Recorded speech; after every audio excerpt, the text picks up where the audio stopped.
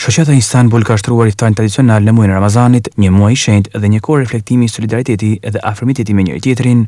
Ramazani vjen si një ftesë për të ripërritur vlerat e mirësisë dhe ndihmës ndaj njëri tjetrit, për të forcuar lidhjet mes nesh dhe për të na kujtuar se forca jonë si shoqëri qëndron në unitetin dhe bashkëpunimin tonë.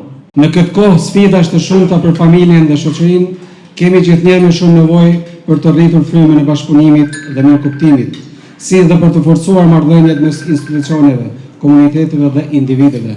Për zëvendës mjeftimin e Shkodrës, Arben Halluni, kjo tryezë iftari është simbol i harmonisë mes nesh.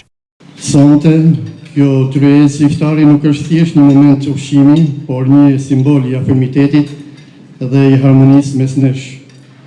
Sigurisht kemi për detyrë të vazhdojmë të mbështesim njëri tjetrin, të ndihmojmë ata që kanë nevojë dhe të kontribuojnë për një shoqëri ku mbizojnë vlerat e familjes, humanizmit, bashkëpunimit dhe dashurisë e paqes për njëri tjetrin.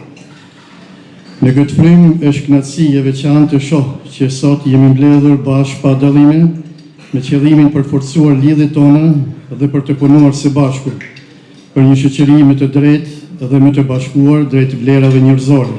Në këtë iftar merrni pjesë drejtues të institucioneve dhe forca politike në Shkodër.